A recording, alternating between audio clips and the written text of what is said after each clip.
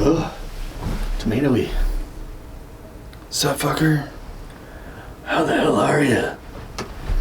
Good. Just came back from being anointed by the Dalai Lama. You ever notice how Steven Seagal always looks like he's trying to figure out who farted? Even though we know it was him. Why are you so angry, bro? It's because I got all them teeth and no toothbrush. Oh, man. Did I say it? How the hell are you? You did. Oh, okay. Yeah. Yeah. If that doesn't lead right into it, I don't know what does. Yeah. I am still kind of upset I didn't go get the yellow glasses and the do-rag. Yeah. I guess this curtain could be like would be very Steven Seagal wearing-ish, like a robe. Oh, yeah. Yeah, I could just drape it over me. That face is so good. I always like when he's trying to do an angry face and he's like this. There's a scene in Out for Justice where he's like that. He like kicks a bad guy into a brick wall, which kills him somehow or another, and he's like... It's like the classic little kid mad at you face. Well, you've seen the clip, and he's like, when I'm acting, I try to not act. Like, we know. Maybe do the opposite. So yeah, let's beat up on Steven Seagal for an hour and change. Yeah, let's do it online because we can't do it in person because he would kick our asses. No, he wouldn't. Probably not. Just because I wouldn't fake fall down like his fucking people that he fights with. Well, he's notorious for fucking up stuntmen. Oh, yeah. Like, actually breaking wrists. Like, he broke Sean Connery's wrist. What a piece of shit. What a piece of shit. That's a national treasure. Even though he's like Scottish or whatever. He's still making American movies. He was 007. He's one of ours. I guess it's a British national treasure. Nah, he's one of ours. Yeah. Yes. Quite sure. Yeah, so Steven Seagal, man. What a fucking character. Yeah, like I said before, he's at least 2 Kerry Courics, if not 1.5 Bonos. South Park reference, but he's a large... Bullying people is not okay. He is a huge piece of shit. Oh, massive piece of shit. I mean, I have to admit that I grew up loving his movies. I did too. None of them have aged well. No. But I still watch them, the good ones, for nostalgia. Yeah. Have you watched any of his, like, straight-to-DVD garbage? I've tried, but it's like, wait, is Steven Seagal Indian? Is he Native American? Which, I guess it turns out he is. Well, he says he is. Yeah. Well, he says he's Italian, he's a Russian Mongol, he's part Irish. Chinese, and Irish. He's more Asian than he is American. Yeah, and Native American. Like, dude, how are you, like... He's more mixed up than I am. But his complexion is white. Yeah. He's olive. I don't know, man. With all of that... Well, I guess he used to tan quite a bit more. He's pretty pasty nowadays. Nowadays, he's just fucking fat. He is quite large. He's a whale, dude. At least that hairline hasn't gone anywhere. Except for, it's like meeting up with his eyebrows now. Perfect widow's peak. And then his ponytail looks like super wispy. Yeah. It's about the diameter of a pencil. It's like a lizard's tail. Oh my god, I saw a video of him.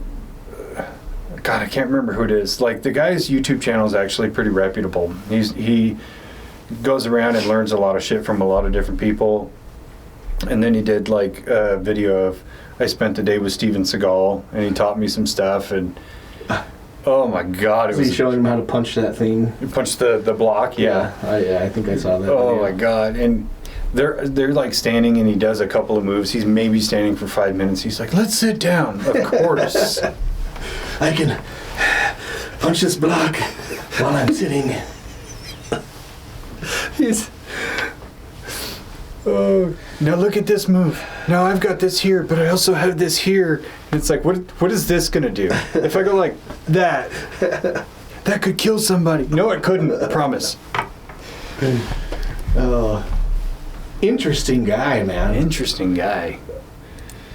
Now, if you haven't looked up a lot of stuff, which I don't know why you would, but if you haven't looked up a lot of stuff on Steven Seagal, he's an interesting character. Like he was a huge action movie star back in the 80s, early 90s. Marked for Death, Above the Law, Out for Justice, Under Siege 2. That movie is such garbage. And then after that, it was like straight to DVD movies. Yeah, and they just, like the first one I remember was Fire Down Below, which had some Steven Seagal-esque moments, but everything after that was just a fucking nosedive. Yeah. Saw one clip. It's a movie called Snipers? Sniper Special Ops? Special Ops. And he's like trying to call in a fast mover, like they need air support. Oh, he's like doing this thing. He's got this pistol and he's like doesn't know what to do with his hands with the phone. Like, oh, it was so good. Dude, so I watched that with Deacon because I've been a fan of talking shit about Seagal for quite a long time, as most everybody knows. But I saw it on like the Xbox Marketplace or whatever, and it was like $1 or whatever. I was like, Deacon, let's watch this terrible movie. And we sat through this whole movie. The cover of it shows Steven Seagal in a full tack loadout, and it's very clearly airbrushed because when you see him in the movie, you're like, he's way bigger than the cover. He's only in the movie. Couldn't fit on the cover. The cover wasn't big enough. They had to narrow the pixelation. Yeah, I mean, that's probably accurate. But he's only in the movie for like 5 minutes total. Really? Oh, yeah. The rest of the movie is about all these other like not good actors and a plot line that makes very little sense.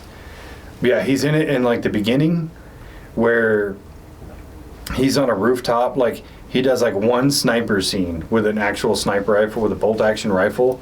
And then he's on a rooftop and he has like an M4, and he's just, the way he holds a gun is atrocious too. It's not even in his shoulder pocket. He's just kind of like lazily moving it like this, just like he always does.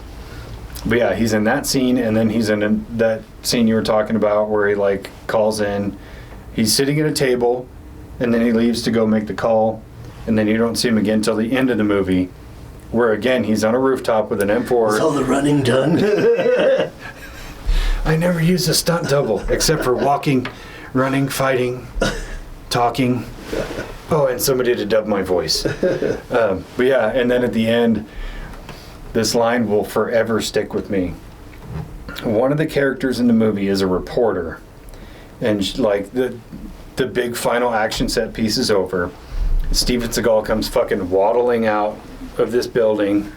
None of his tack gear fits at all. Like his molly's not on. It's atrocious. But she goes, "Oh, hey, you're so and so. Are you really as good as they all say you are?" And he's like, "Every once in a while." It's so bad. That's a fucking line. That's a one-liner, dude. Every once in a while. Every once in a while. It's just like that. Like he got exhausted taking off his glasses. That's one of those movie reviews that I'm going to force other people to watch. Maybe we'll have to do that in our series of movie reviews. It's pure comedy fuel. Yeah. Yeah, no, he did have some dope movies, though. Yeah. I mean, was Above the Law was first. Yeah. Nico Toscani. Yeah, and then I think Out for Justice, Above the Law. What's the one with the Jamaicans? That's Marked for Death. Marked for Death. Oh, I want to say it was Above the Law and then Hard to Kill. Well. Yeah, even when I was a little kid, like, okay, so he comes out totally different thing. Like there's martial art movies, like kung fu, karate movies. Mid 80s and late 80s for people that are young enough that don't know about this shit was like karate and kung fu action stars fucking everywhere. Well, it was either you were like a big muscle bound dude and that was like your go-to trick, or you had the kind of Van Damme, Jeff Speakman kind of people that had, you know, like the kicks and things like that. They were much more martial arts focused.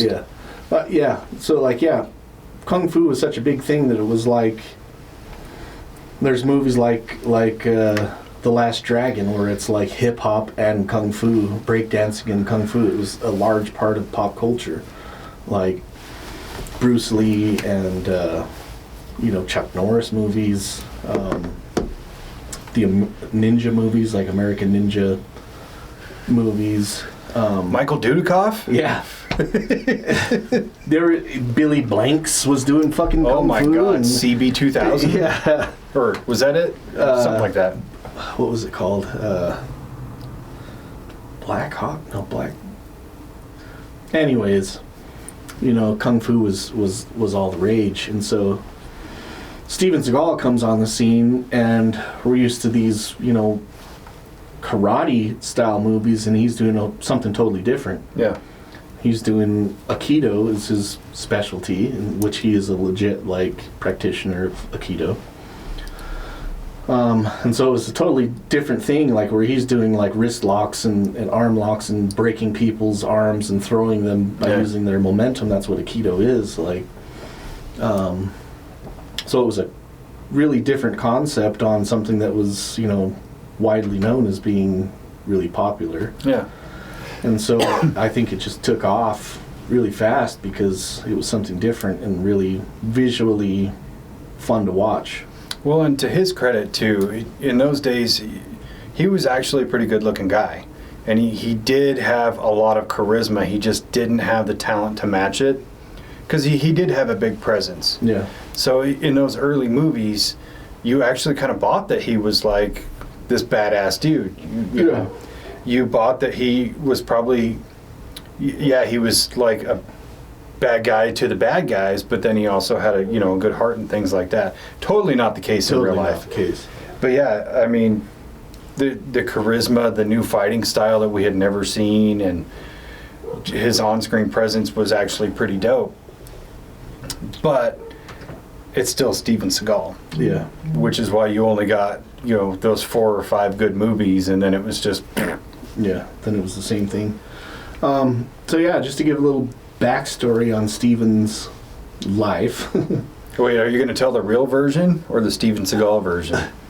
Well, I'm just going to give some key points, I don't know, his mom was... left on a doorstep, found in a shoebox or something like that, he says. And she's also half native, half Irish, half Italian, half Mongolian, that half makes Russian. 4 people. Yeah. But he says that at an early age he saw some people doing a kung fu or karate demonstration at a football game. And said that he decided that's what he wanted to do was learn karate. Mm-hmm. And so he got a job, I guess when he was 15 or something, at this restaurant that he saw this Japanese guy working at and figured this guy is Asian, he probably knows karate. Which is pretty racist, dude. Yeah. And so turns out this guy did know karate. He just got lucky. Yeah. And so he asked him, "You're Asian. Do you know karate?" "You're Asian." So he asked this guy if he knows karate, and he says yes. And so he asked him to teach him karate. So he has him start punching this wooden block, kind of you see in all the kung fu movies, where part of your training is carrying buckets of water and punching a wooden block and shit. Same thing, character arc of Steven Seagal's actual story. Allegedly. Allegedly. And so, like, he does this for a couple years and starts kind of studying karate, and decides he wants to kind of go into, like, deeper into Japanese culture and learn, like, the mystic arts of, like, acupuncture and massage and all these other things that go along with the kind of Buddhist philosophies and karate and shit like that. Which really helped him out later with all the young starlets. Yeah. So he moves to Japan when he's 17 and starts to study Aikido. And then it just blossoms from there. He actually becomes like a sensei, a legit sensei, and is teaching in one of the schools. I think he was one of the first Americans to teach Aikido in Japan. Yeah, so there was two fallacies that he tells, and one is that, and I don't know the guy's name, but he studied under like the creator of Aikido, or that specific like brand of Aikido, which can't be because the guy had died like 2 years prior to Steven Seagal moving there, so that can't be. Maybe he met him on the spiritual realm. It was in the spiritual realm. This is my fighting pose. But then the other one is he said he doggy paddle style.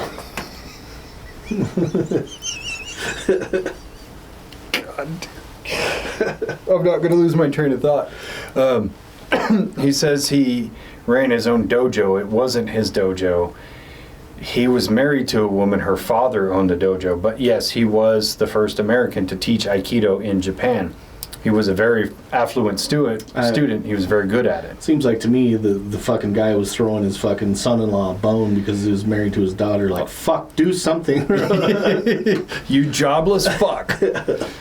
But yeah, from there he told all these wild stories about his time as the Aikido master in Japan. Like, the Yakuza came in and they wanted to fight to the death, so I had to kill like 9 of them with one hand. You know, just stupid shit like that. Or like this story about the dojo burning down, but there was a dog and the dog disappeared. Like, outlandish, stupid bullshit. So I saved the fire from the dog. So I saved the dojo, and then I fed the dog. But yeah, so he ended up returning to the States, got married to another woman, didn't get divorced. No, yeah. Or annulled. So he fucking, like... He had 2 kids with that. Yeah, so he had 2 kids with the Japanese lady, and then, like, had her clear out her life savings so that he could come back to the States. So he, like, took all of her money. Yep. Came back to the States and opened a Aikido school here in Los Angeles and started becoming like a fight choreographer, like training people in the movies how to fight. Yeah, because like we were saying, he was teaching Sean Connery some moves, ended up breaking his wrist, but it was for the last Bond movie he did, so you're talking in the 70s. Yeah. And then while he came back to the States, married another gal, had a couple more kids with her, keep in mind, without divorcing his Japanese wife. So, and this is all unbeknownst to her. He just left her and then just never really... Yeah, she thinks he's like... Did anything. Prepping a home and everything for her to come over. Didn't happen. Spoiler alert. But yeah, pretty soon he ends up meeting a very influential man in Hollywood space, Michael Ovitz, who is like this legendary producer guy. Now, as the story goes from the Michael Ovitz side, is he made a bet that he can make anybody a star. And whoever it was that he made a bet with was like, no way. And they bet some lucrative sum of money, like $1 million or whatever. And he's like, all right, that guy pointed to Steven Seagal, was like, I can make him a star. Puts him in a movie. Guess what? Michael Ovitz wins, because now Steven Seagal's a major star. And then he does Hard to Kill with Kelly LeBrock, does the same thing to his current wife that he did to his first wife, just gets married to Kelly LeBrock. No divorce, no annulment, no, hey, I'm leaving. Just like, oh, shit, I'm married. Sorry. Yeah. Like, terrible move. So this guy's got like 6 or 7 kids now. Yeah. Something like that. Yeah. Which, I don't know what kind of voodoo you have to marry Kelly LeBrock, but holy Especially shit. back then, it was like... Prime? Wowzers. I know the ancient art of acupuncture. Let me put something in you real quick. Let me acupuncture that pussy. You can imagine him even saying that and not even be like, think twice. You're like, oh yeah, I bet he says it. Yeah, if you don't know who Kelly LeBlanc is, she's the girl from Weird Science. Lisa from Weird Science. Yeah, very attractive woman, especially back in the late 80s, early 90s. Yeah, she was responsible for like pushing a lot of boys into puberty around 1987. Mm-hmm. Mm-hmm. Lots. Mm-hmm.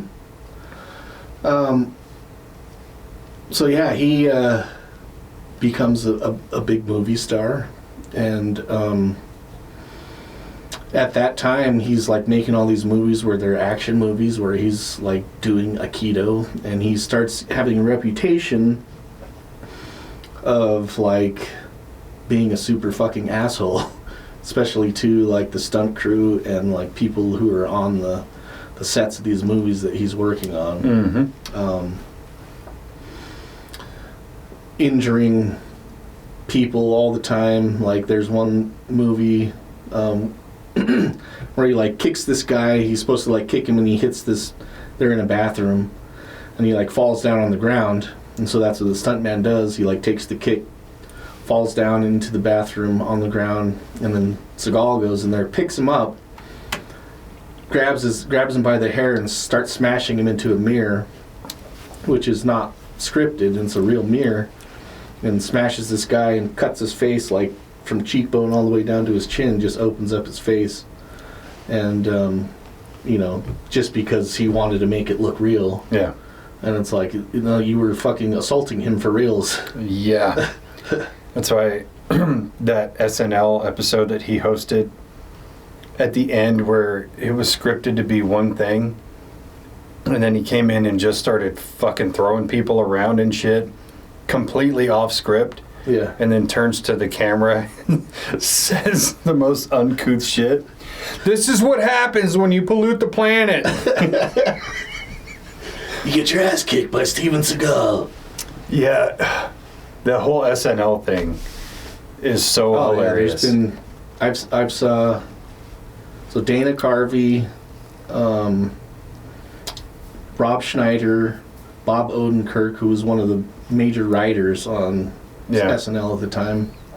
They all have a story. Yeah, they all have similar stories about the same shit. Like, there was one scene where it's Hans and Franz, who are like these gym rat guys that idolize Arnold Schwarzenegger, and so Seagal comes in. The scene is written for them to talk shit about Seagal because he's not as manly as Arnold Schwarzenegger. And so, like, they rehearse the scene, and so, like, Seagal does it the first way that they had it written, and starts walking off all pissed off. And so Rob Schneider, who was also on the cast, like, went over and asked him if he was okay. He was like, I just wish that Arnold was here so I could kick his ass in front of everybody. So they end up changing the scene. Instead of being like, Arnold is, you're not as cool as Arnold, to making it that nobody is as cool as Arnold except for Steven Seagal is the toughest man in the world. I just couldn't imagine walking in on Steven Seagal, this fucking giant man, because he's like 6'4", and just sitting there pouting, just like... He couldn't tell if he's pouting or not. He just like... Like, hey, Steve, you okay? I just wish Arnold was here so I could kick his fucking ass. Shut up, dude. Well, and there's also the story that while they were trying to, like, write the episode and come up with concepts, he's like, I have an idea. I'm a therapist. But this girl comes in for therapy, and I hypnotize her and then have sex with her. Come to find out, that was a real thing that he tried to do, like a lot. Yeah. So even in... so it comes out, yeah, he's kind of this big star for a little while, and then, like, people start not wanting to work with him because he's a fucking asshole. And people are saying that he's, like, a pedophile. And he's, like, hitting on all these underage girls and, like, having them brought to his trailer and shit like this. And there's been a number of people that have come out and say that, yeah, I was sexually assaulted by Steven Seagal when I was, like, 15, 16 years old. Well, even Katherine Heigl, yeah, who was, I think, 15 at the time of filming. Played his daughter. Well, it was his niece. Or his niece. But yeah, and she recalls on the set of being him telling her, you don't have girlfriends younger than you. She's 15. How much younger are we talking? Yeah. Like, prison sentence? Yeah. Never happened, though. Yeah, I saw a picture of them together. Oh, and he's got filming that, and he's got his hand. He's like this. Yeah. And they're like kind of hugging each other for the picture, but he's got his hand like right here on her chest. Like, dude, she's 15. That's a child.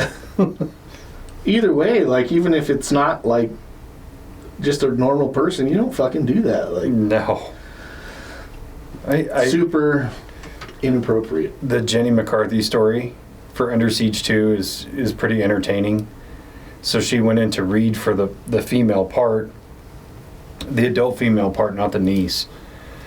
And he's like, you need to take off your dress. This movie requires nudity. She's like, it's not in the script. He's like, well, you need to do it if you want this part. And so she just dips out. And then he catches her at her car and is like, you can't tell anybody about this. Naturally, she told everybody. Good on her. You know, dude's a predator. Yeah. Did you ever see that clip? I don't know what news channel it was, where they're doing like a remote interview, and the first thing the lady asks him is like, you know, how do you respond to all these allegations of sexual abuse? And he just takes off his earpiece and fucks off. Oh yeah. And it's like, that's a sign of guilt right there. Because if I was being accused of it, I would wholeheartedly stand up for my character. But if I was guilty, I'd probably try to leave in shame too. Oh shit. Oh, I gotta go. my bad. I planned this for China time, and I'm actually in Russia, so I gotta dip. Yeah. So yeah, that's what's happened. He got all these charges kind of, well, the story doesn't end there. No. In his career. So like people stopped working with him, whatever. And so like one of the guys that he was making the movies with, one of the producers, so he started a production company, Lasso and something, with this guy who has ties to like the mob. Yeah, because they were funding the movies. Yeah, so the mob is actually funding the movies, and so he like starts becoming less famous, and so like he's like, okay, I'm going on the spiritual journey. I need to get my chakras correct or whatever. And so like he takes a sabbatical kind of thing, becomes like a guru, a Dalai Lama person. The Dalai Lama, in all of his infinite wisdom, decided to make me a deity. Yeah. That wasn't even a Seagal impression. That was Rob Schneider doing a Seagal impression. Yeah, that was good.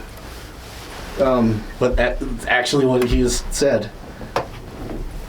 So he becomes this deity and says he doesn't want to make these violent movies anymore.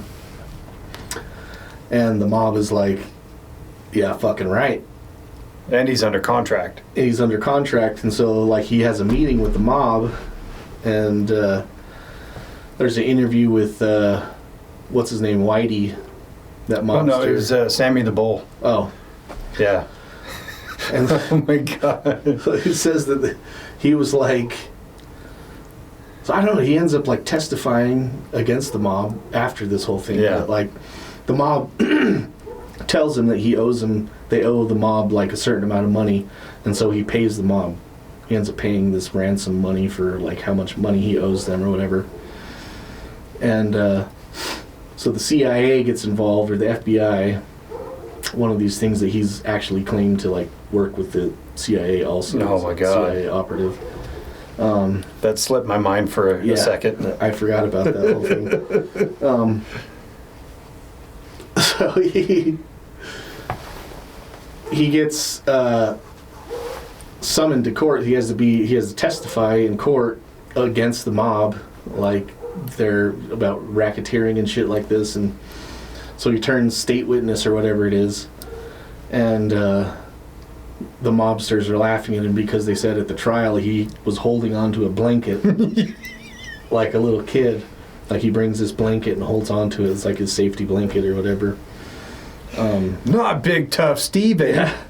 And so the mobsters are all making fun of him because he was holding onto this blanket. But Well, not just that. It's alleged that multiple FBI agents were having to console him because he was sobbing so hard right before he went out on the stand.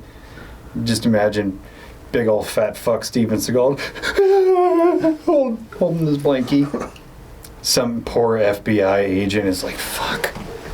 It's okay, buddy. come here. Papa's got you. You're going to be all right.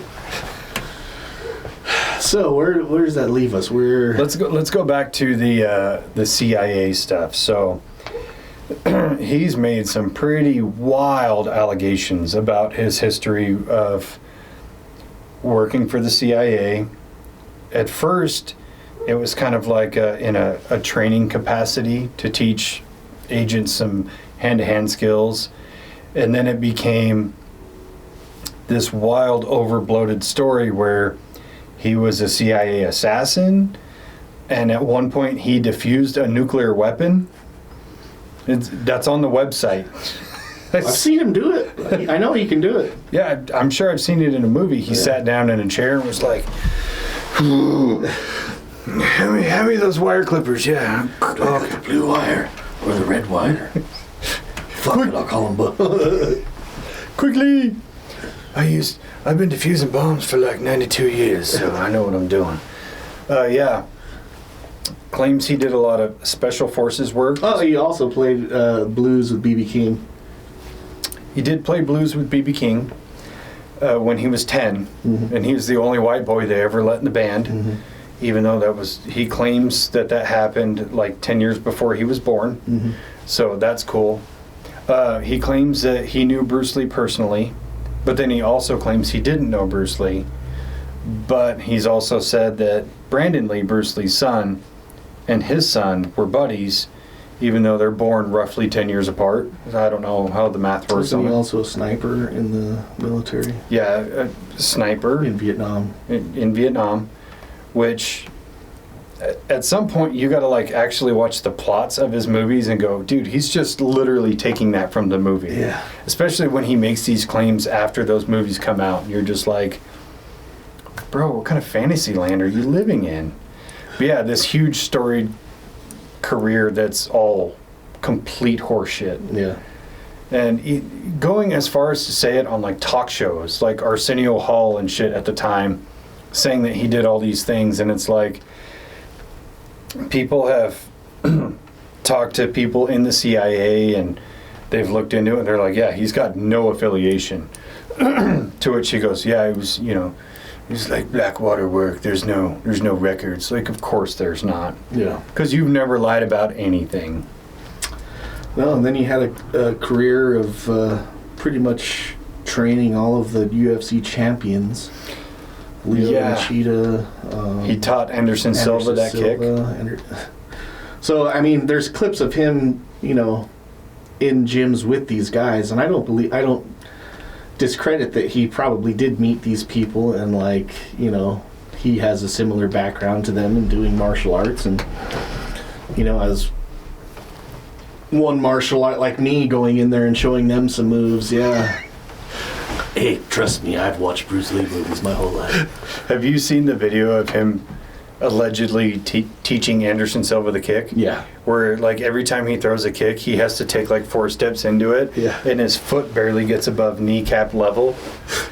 Have you seen the clips after he leaves? Oh yeah, where they're talking shit. They're all talking shit and laughing about it. Yeah. And saying it was a joke that they brought him in there. Like, they hired him as a joke to come in and teach him. And, like... No, there's no way. There's no way. Yeah, it's... Dude, I was actually watching... I was secondhand embarrassed for him, even though I fucking hate this guy. Like... Same, dude. I was legit watching a clip, and I don't know who the guy was. I just came across it at random. And he's like... he was talking to somebody, and somebody had told him, hey, Steven Seagal said that Anderson Silva is going to end this fight with a kick to the face. And the dude's like, get the fuck out of here. I mean, like, it's possible. Silva's got kicking power. He's got long legs, all that. He's like, but I don't see it going that way. And then he's like, I was sitting in the audience, and Steven Seagal's sitting right behind me, just like all plump and shit. And he's like, and then I watched it happen. And then I turned around and I see Steven Seagal, and he's like, I told you. And he goes back to his buddy who told him that. He's like, the most fucking embarrassing thing about that is that I have to admit Steven Seagal called that fight. And I'm laughing so hard going, he pulled that out of thin air and it landed. Yeah. It's like the last time he got that lucky, he was in his first movie. Yeah, he has a real... If you haven't learned by now, he has a really checkered past of... Or really consistent past of fucking lying through his teeth about fucking everything. Everything. About, like, his ethnicity, like, everything. His background. One of my favorite Steven Seagal stories, and this one's kind of rare, but I just find it so entertaining because it just shows how outlandish this guy is. So when they were going to make Predator 2, Arnold had dropped out because he didn't think it would film, he didn't think the movie was set right in LA. And they were looking for a lead star, and Seagal heard about it. So he invited the director to come over to his grenade launcher ranch. Which, who the fuck has a grenade launcher ranch? If you have one, let's be friends. Yeah. But I'm not saying I wouldn't want to launch a grenade. No, especially if it's for I'm just free. asking who has one. Yeah. Hook it up. We'll put you on an episode. It'll be Even Steven. But yeah, brings the director over to his grenade launcher ranch and like pleads his case why he should be the one to fight the Predator because he thinks his Aikido could kill the Predator.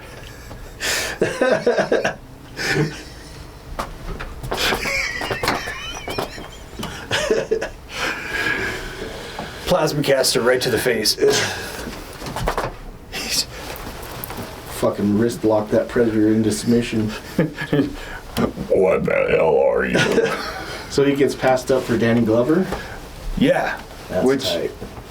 Way better choice. Yeah, that's fucking tight. That's super tight. I mean, he was getting too old for this shit in fucking Lethal Weapon.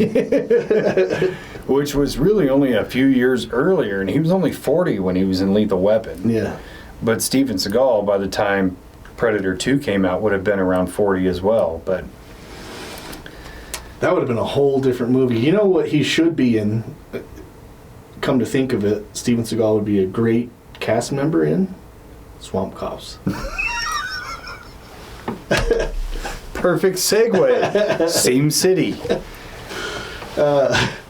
Divulge onto us about Steven Seagal's history as a lawman. So, he decided, I think that, really honestly, I think that he was like, fuck Chuck Norris, this fucking piece of shit, fake ass martial artist. And seeing Chuck Norris's like success with Walker, Texas Ranger, it's like, I'm gonna do that for reals. So he becomes deputized, or they just give him an honorary badge. The police do, in somewhere in Louisiana. It was in the parish. Oh, okay. And so he pitches this idea for a show where he's a cop, a real cop, and he's doing like a cops type show, and it's Steven Seagal Lawman. Is that what it's called? Sadly. has one season and then a couple episodes of the second season, where like I think in the first episode of the second season, they end up getting this call for a guy who's allegedly raising chickens for cockfighting. Oh, yeah. So I can't remember the exact count. Like, I've watched a couple of the actual episodes, but I watch videos from Red Eye Reviews on YouTube where they break down and talk shit about it, you know, not unlike what we're doing here. But I think there's a couple of seasons of it in Louisiana, and then another season that takes place in Maricopa County. Oh, okay. And that's where the cockfighting thing happens. Anyway, continue. Anyways, that show, if you haven't seen that, is a hoot. It's like Cops, but Steven Seagal. As most of the show scenes that I've seen him in is just talking inside of a cop car. That's 90% of the show, or him lecturing poor ethnicity people on how to be better people.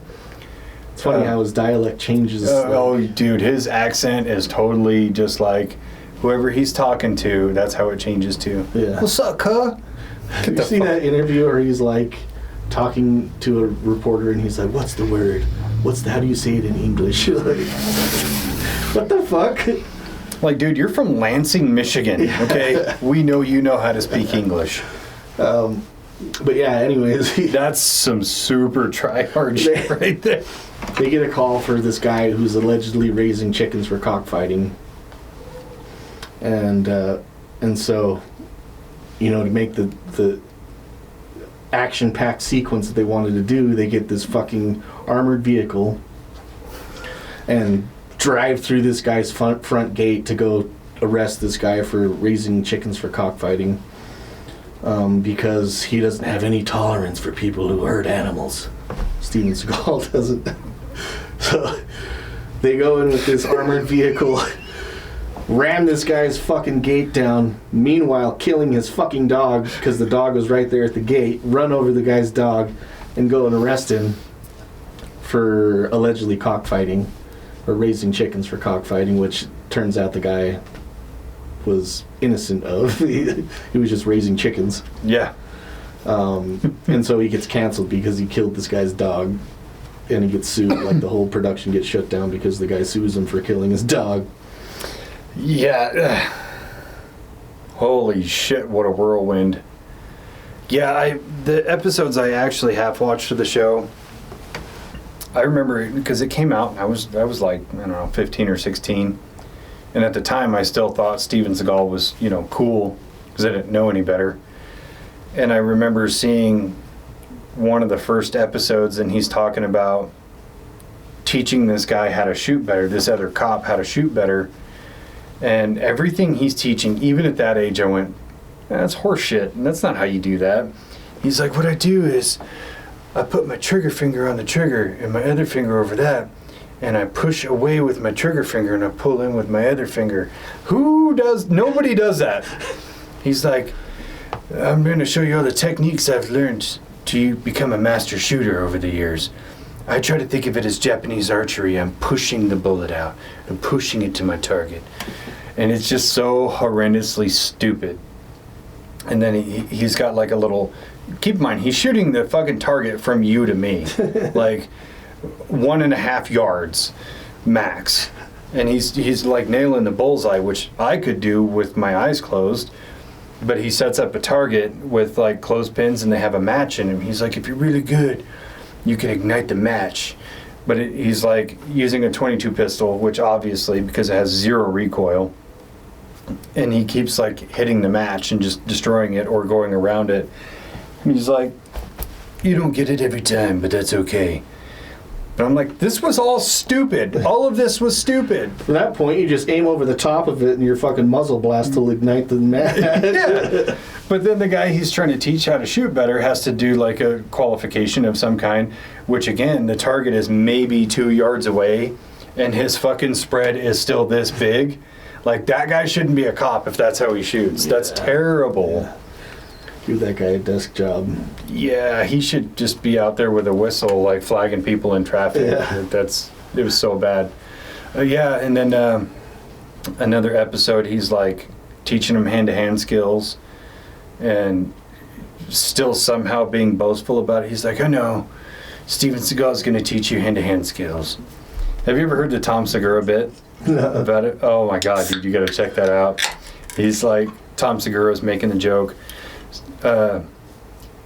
So, cops, today we're going to bring in a special guest to teach you some hand-to-hand skills, Steven Seagal.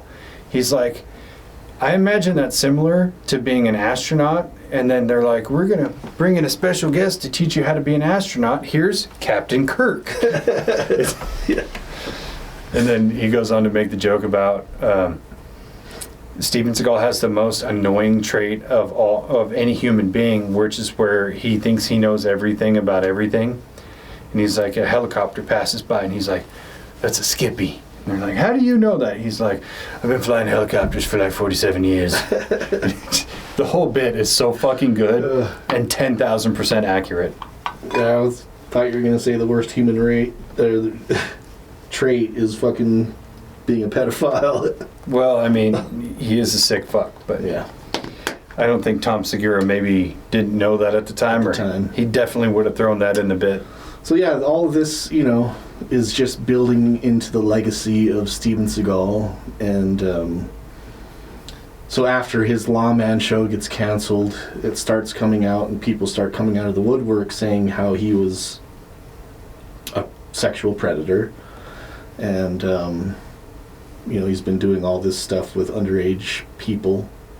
And they start to kind of go after him for it. And so what does he do? He doesn't fight it. He doesn't try to say that it's nonsense. He moves to Russia And becomes BFFs with Vladimir Putin. because Putin thinks he's tight. Vladimir Putin, the way he says it is so cringy. Which is funny because lately Putin has kind of distanced himself from Seagal. Really? How bad of a person do you have to be for Vladimir fucking Putin to not want to be your friend? He's a busy man. Steven, sorry I missed your call. I'm too busy committing genocide, but you're too... to come to your grenade range this weekend. We'll ride horses together with our shirts off. We'll make the Predator 2 movie you always wanted. Dude, how great would that be? A Russian Predator movie with Russian Steven Seagal. Predator 2. Putin. Make it happen. Put it in the can. I'm sorry, I gotta write this down. I don't want to lose this moment. Yeah, I mean, you got all the fucking... That would be a great movie, dude. I haven't seen a lot of Russian films, but I can't believe they're any better than Predator 4, starring Steven Seagal, set in Russia. Yeah, like a 70-year-old, 500-pound Steven Seagal. Yeah. He could still totally fuck that Predator up. Dude. He'd fucking, stab him with his fucking... with his widow's peak. It'd be like... Do you remember the scene in Superman 2 with Christopher Reeve when he ripped the S off of his chest and it covered the other Kryptonians? It's like this. Blinds him with the magic marker streak across Predator's face. I love that story from Tom Arnold because they were in Exit Wounds together, filming on a boathouse, and Seagal was famous for not wanting to rehearse, let's just shoot it.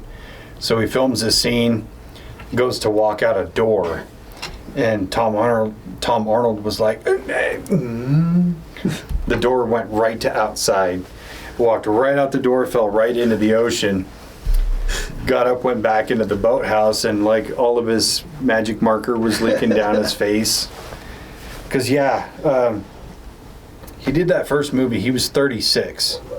His hairline was worse than mine, and I'm not doing too good at 39. So he was losing the battle for sure. And then all of a sudden, the next consecutive movies were kind of the same, and then Under Siege, all of a sudden it was wait, this guy Actually, he cut his hair for that movie. He cut his ponytail off. He cut the ponytail off, but he still had longer hair. He still had longer hair. Yeah, like by his third movie, he had that signature, like, perfectly black widow's peak hairline with the ponytail. Yeah. Which was very odd looking. Still is. Especially now he has that, like, jet black goatee that's just like... The donut goatee? Yeah. A perfect circle. Well, it kind of became a trope in his later movies, and I only know this from watching, the videos that I watch where they just talk mad shit on him. Yeah. Where he does the signature goatee wipe, like this all the time.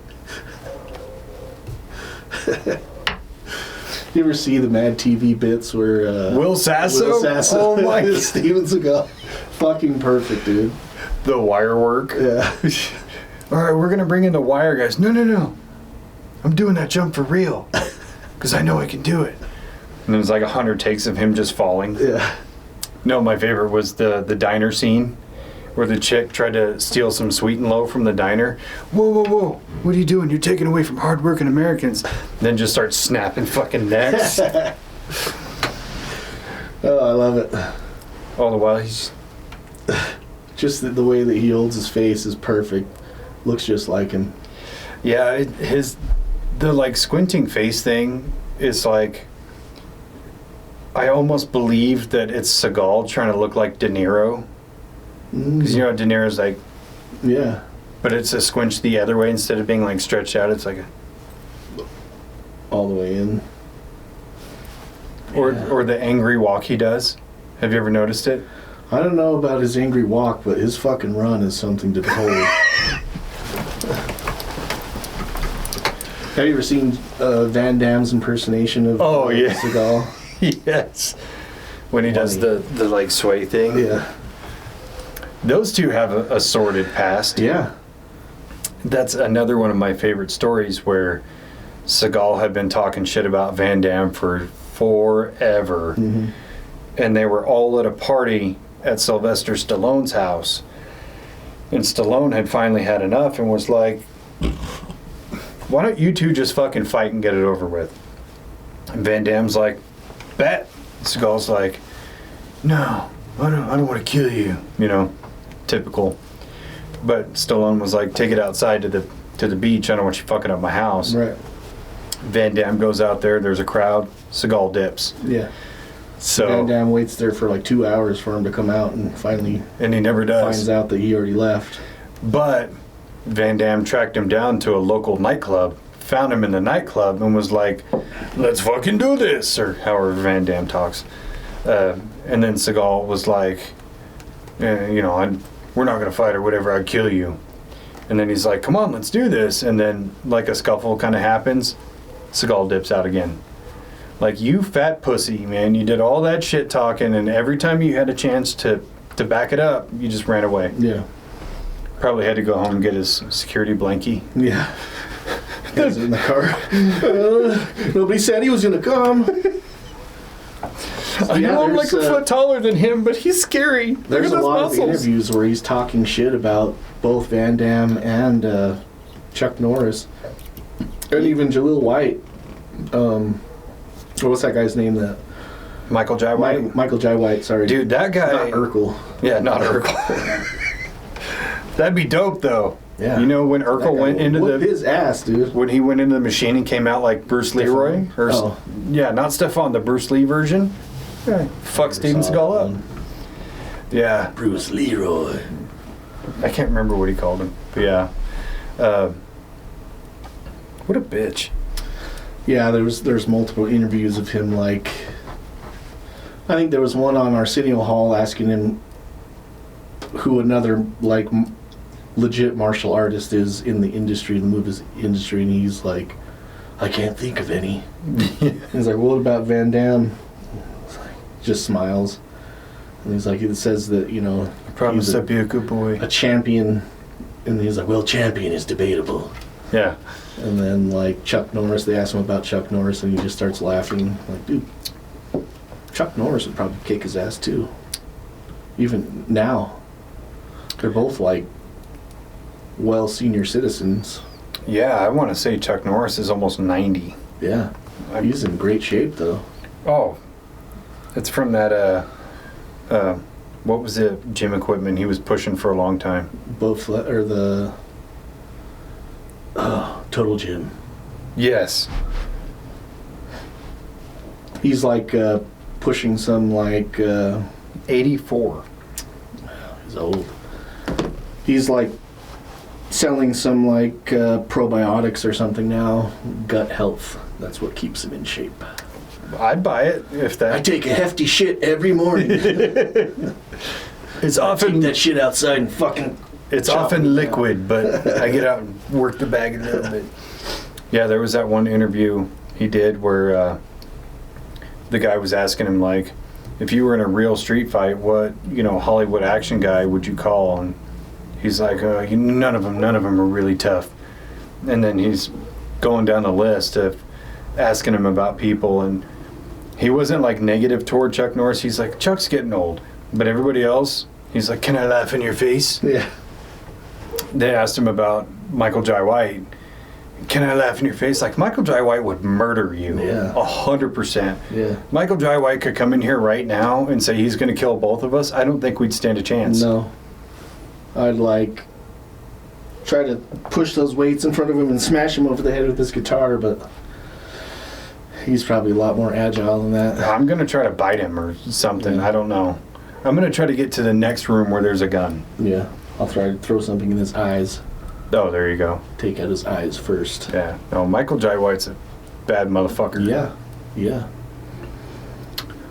So now he's in Russia doing Russian shit. Yeah. Probably ketoing bears and shit, whatever they do in fucking Russia. Have you seen the weird videos of him, like, with the farmers where he's like tapping the watermelon or he eats the carrot? Yeah. And it's like, those are perfectly normal things for a person to do, but because it's him, it's so memeable. Yeah. That you just go. Also, what? he's dressed like a kung fu master out on a farm. Dude, everywhere you go, like, his fashion sense is so fucked up. All over the place. One day he's Native American, one day he's a Japanese monk. He's always wearing like 3/4 length coats despite it being July. Yeah. Like, how does a fat fuck like you wear that big of a coat when it's hot? Maybe he's really not that fat. He's just like wearing layers. No, he's really that fat. Like, have you seen that guy Baba something, that Iranian guy? Oh, yeah. It looks like he's wearing a blow-up suit underneath his jacket. Yeah. Fuck, what was I going to say? I had another point. Fortunately, he stopped making movies. Has he, though? I haven't seen any come out for a long time, but there was a lot of speculation that when he was still doing movies that it was a front for money laundering. Mm. That's why the quality of all of his movies was so bad, because they would have a price tag of like, $10 million or whatever. The movie looks like it was made for the cost of a case of beer, but then they would have, big after parties and things like that. So it's pretty widely speculated that he's still in bed with the mob, but now it's the Russian mob, and that's how they're laundering money through the system. Interesting.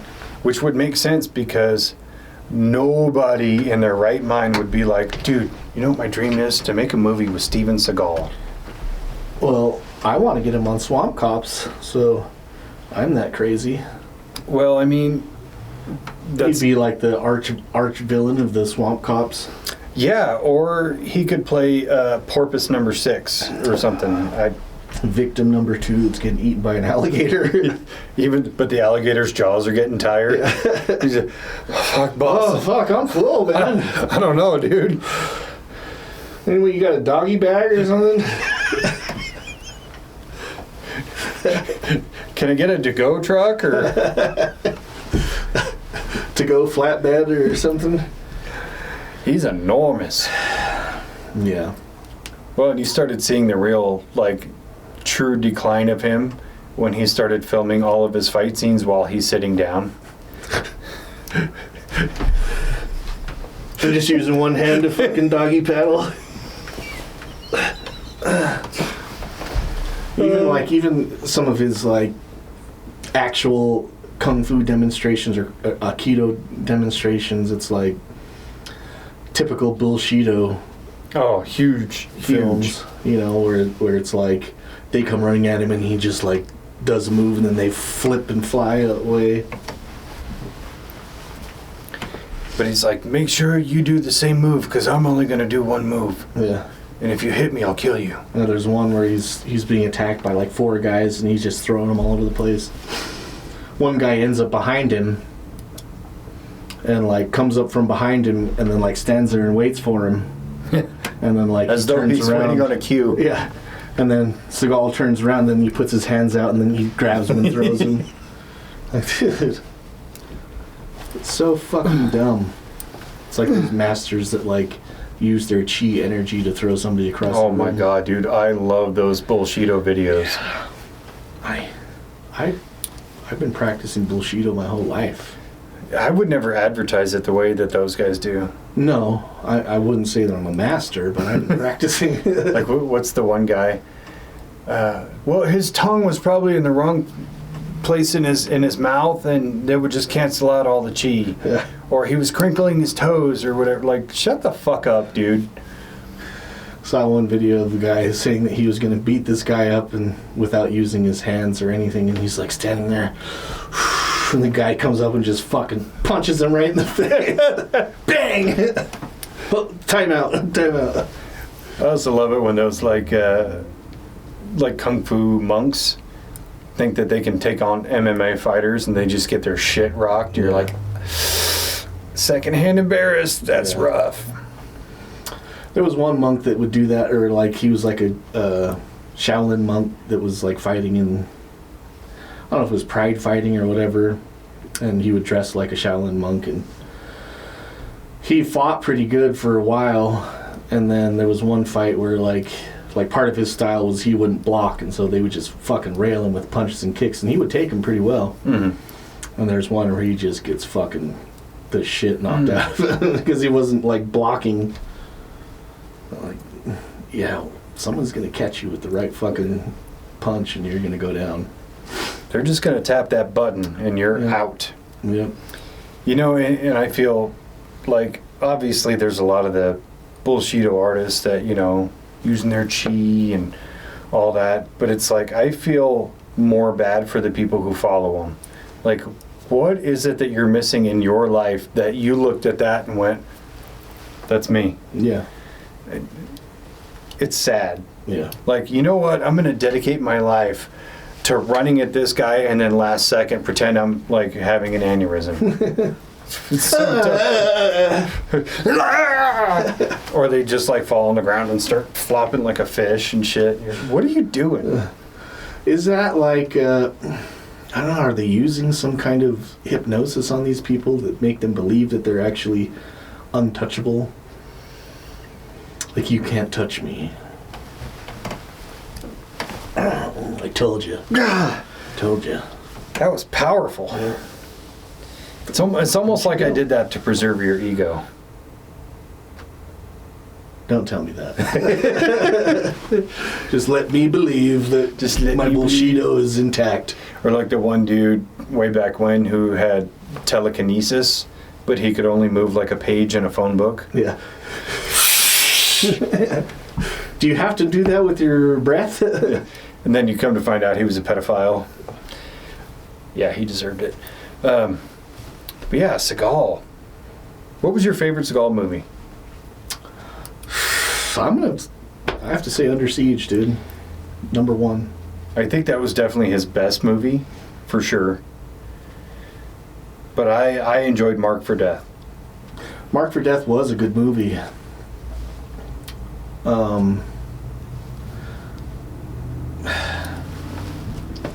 I have to stick with Under Siege just because that knife fight was so tight.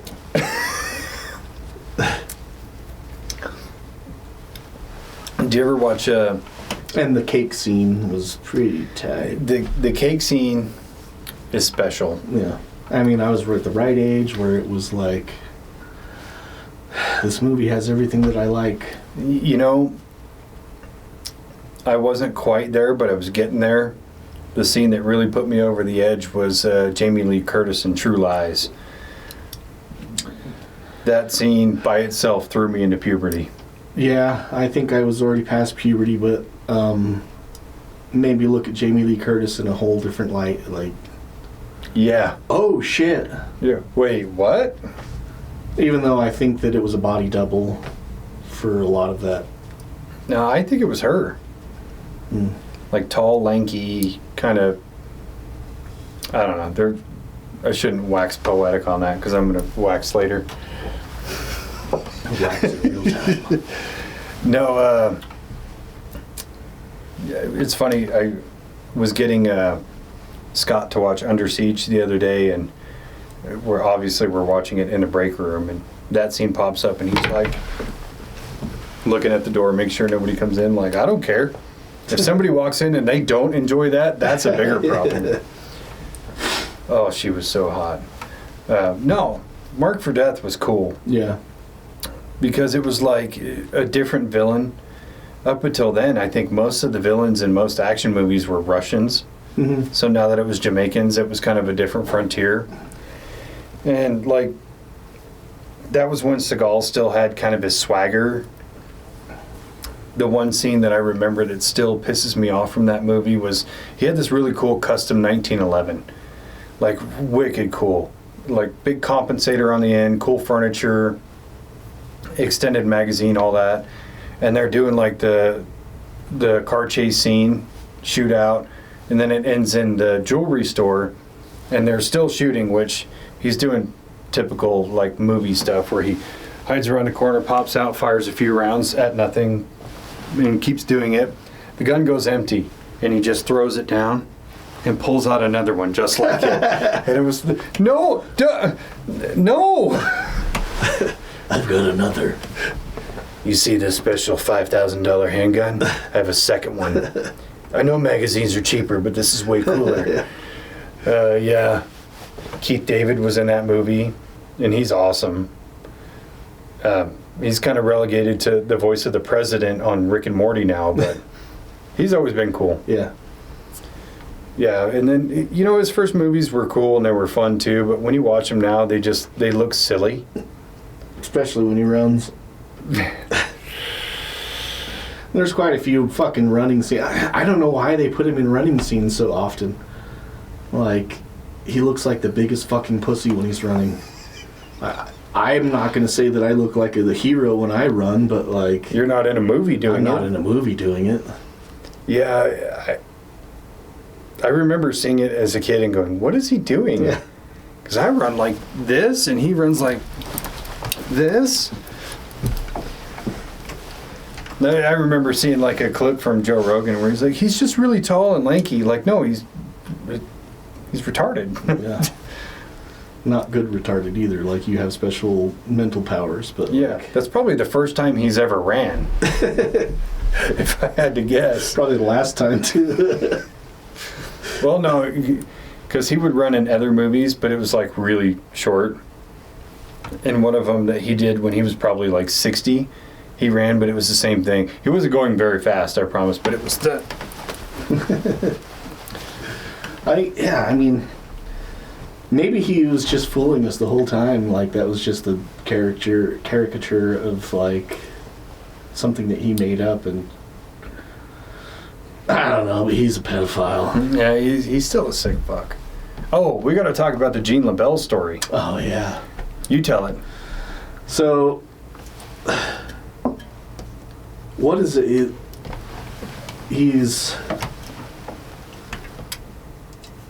training to do a movie or something, but he's talking about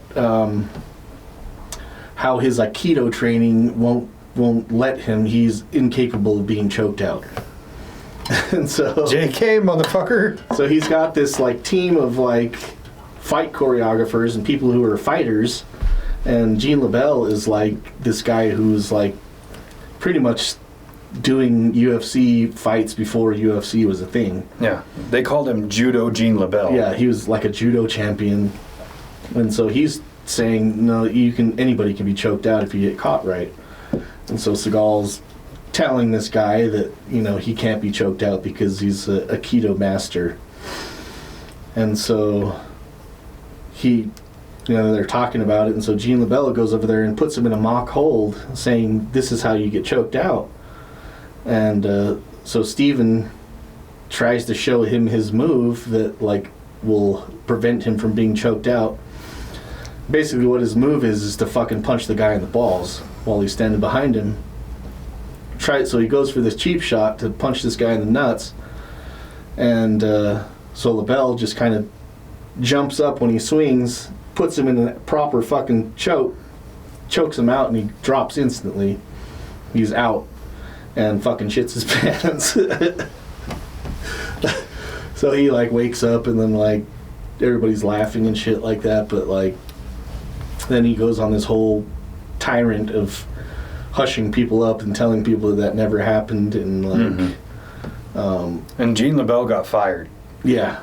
It was on, I can't remember what movie they were doing. It was on. So at first they were rumored it was Out for Justice, but according to people who knew Gene LaBelle, it was on Marked for Death, which makes it even funnier. Yeah. Because Out for Justice is, like, kind of a silly movie, and then Marked for Death is better because it's a little bit more, like, serious, and he's a bit more of a badass. And watching this guy running around killing people when you know he shit his pants, like, during the filming. Do you remember the main bad guy's name in that movie? Screwface. Screwface, yeah. Can you imagine him being like, "Stop the blood clot crying," and he's just like, "Why you going shit in your pants, bro?" God damn, that was good.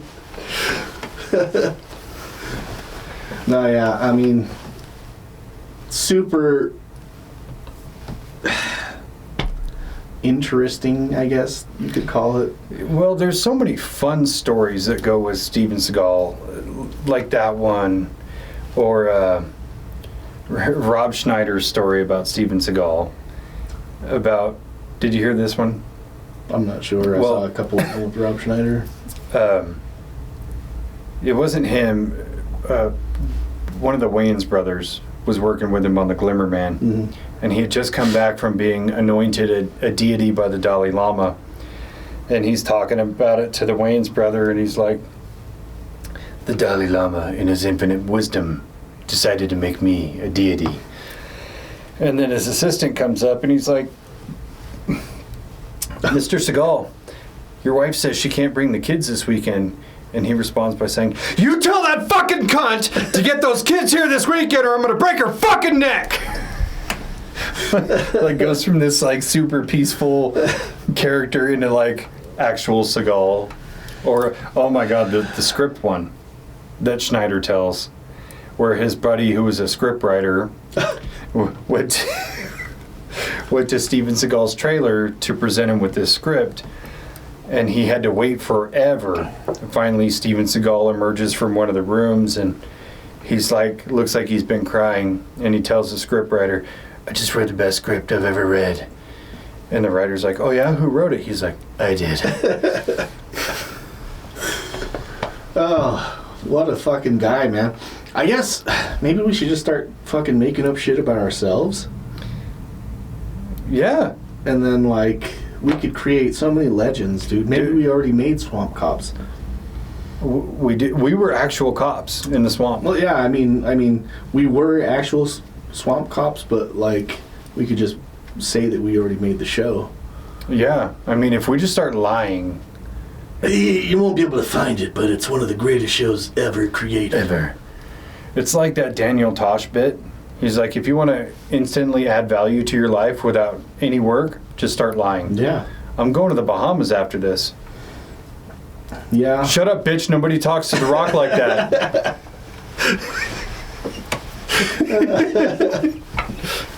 It doesn't matter where you're going. Fuck, I forgot to bring up The Rock in the Maui Fires episode. Fires. God damn it. It was in this, that was as soon as you said that, I was like, oh. That's the warm-up episode. Maybe we should have led with Steven Seagal and then did. Yeah. Probably. You got to do the fun one first to break the seal. Yeah, I think I don't know. I think that the fun ones, like the shit-talking ones, come better after a few drinks. Like, I agree. Yeah. Yeah. Either way. Yeah, Steven Seagal, what a fucking character, man. Piece of shit. If you have the inclination, there's a few videos that are like long-form videos like this where they show like all the interviews and shit like that. But we've just laid them out for you. So. Yeah, we just laid out that you can still watch the first 4 movies that he did and think those are okay, but understand that he is a fucking dirtbag. Yeah, he's a pedophile who is fleeing from justice by going to a fucking communist. Well, Russia. He went to Russia. They're not really, I mean, technically communists. Have you seen his daughter with Kelly LeBrock? No. I'm gonna bring up a picture, but I mean, Steven Seagal wasn't a bad-looking guy, and Kelly LeBlanc wasn't a bad-looking gal.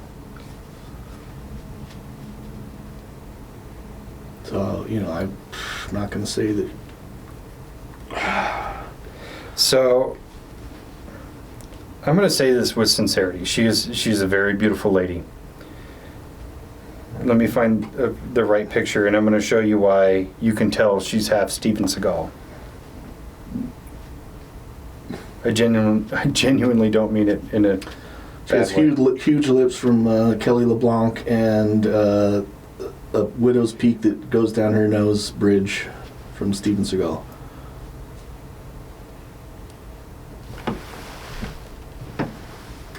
Oh. She's a very pretty lady. She's a very pretty lady,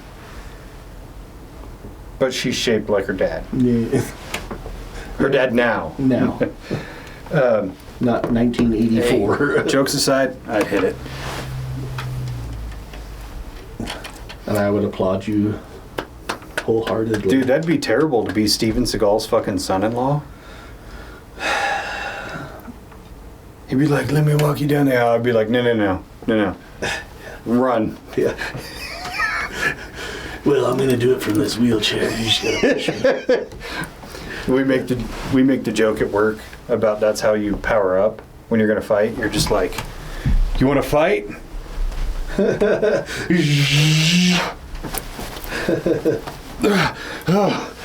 Give me a milkshake. Yeah. We just got to start wearing like silk robes and shit. Yeah. Making up lies. We'll just make up lies. We'll get fake ponytails. Fake ponytails. I'm down. Yeah, I'm. We should just make a Seagal movie where we're both Seagal. Maybe we could do like younger and older Seagal. No, let's do parallel reality. Yeah. Well, like younger Seagal meets older Seagal and they team up to fucking beat up Chuck Norris and Van Damme. Oh, yes. We're going to have Scott and Yeg play Chuck Norris and Van Damme. And we're both going to have like magic marker hairlines. We'll get some of the fake beards, but cut it to the donut fucking thing.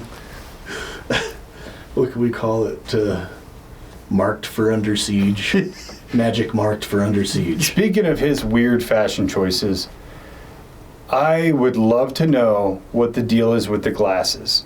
He's always wearing like weird colored safety glasses, it looks like. Yeah. The bandana I get, because sometimes you wake up and you just don't want to put your magic marker. You don't want to put your toupee on. You get half of the magic marker and it runs dry and you're like, shit. I gotta stop by CVS on the way home. So yeah, he would do the long bandana. Like what you would see a black dude wearing. A do-rag type. But you can't see hair underneath. Impression underneath. Mystery. But yeah, the glasses thing just boggles my fucking mind. Yeah, I mean, I get it as a lawman. You want to wear like yellow tinted glasses because it like improves your vision. Maybe that's what it is. Like in low light situations, those what are the eagle vision or like You must have learned that one in the CIA, because I've known a lot of cops and none of them wear yellow tinted The glasses. blue blockers. The blue blockers. Hey, I wear those. Don't make fun. There's people that wear like certain tinted glasses for better optics. Yeah. Why he needs them, I don't know. But why? I could buy that if he consistently wore the same color. Yeah. But it's a different color every Orange, time. yellow, red, blue. Although he does pull to me, one of the biggest douchebag moves. This is the one move that if I see you, it doesn't matter what I think about you or know about you, but if I see you wearing sunglasses inside, I automatically think you're a fucking idiot. Yeah. And he does it all the time. Yeah, I know there are some people that do that because they're fucking stoned all the time, and so they just wear like tinted glasses because you can't really tell, but That's fair. maybe he's just on so much adrenochrome that like he has to wear the fucking glasses. No, I think he didn't get the adrenochrome. That's why he turned into a fat slob. Okay. So, yeah, we definitely have to do some Seagal movie reviews. Yeah. I think we should start with that, actually. Yeah. Not the older ones, the newer, like the later ones. Yeah, we can go right for the sniper movie. Yeah. Go right for the throat. I'm down. I'm down. Yeah, Seagal is a terrible person. We all know it. If you don't know it, you know now. Yeah, Sorry to crush everybody's dreams. The only thing I'm sad about is that we didn't dress up as Seagal. I know. Missed opportunity. I know I was going to get a pillow and stuff it up my shirt. I didn't even think about it. I was just so ready to just start bashing on it. Summerween. Summerween. All right, let's pull it. Okay, love you. Bye-bye. Bye.